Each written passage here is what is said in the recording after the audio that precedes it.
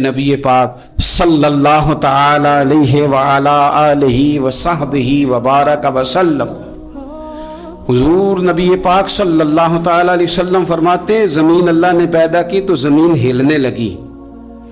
اللہ تعالیٰ نے میخیں بنا کے، قلعے بنا کے پہاڑ زمین کے اندر لگائے، پیوست کی۔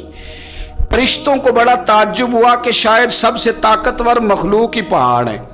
اللہ نے لوہا پیدا کر دیا، پہاڑوں کو گویا کاٹ کے رکھ دیا۔ فرشتے سمجھنے لگے سب سے زیادہ طاقتور ہی لوہا ہے۔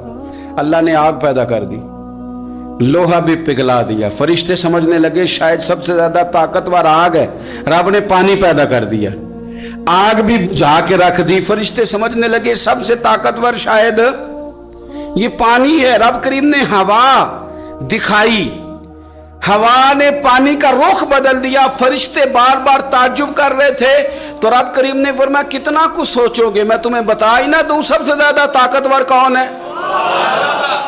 یا اللہ بتایا جائے تو فرشتوں کو میرے رب کریم نے فرمایا ان ساری چیزوں سے زیادہ طاقتور تو میرا وہ بندہ ہے جو سیدھے ہاتھ سے صدقہ دیتا ہے اور دوسرے کو پتہ بھی نہیں چلنے دیتا۔ بڑا طاقتور ہے وہ، بڑا مضبوط آدمی ہے وہ۔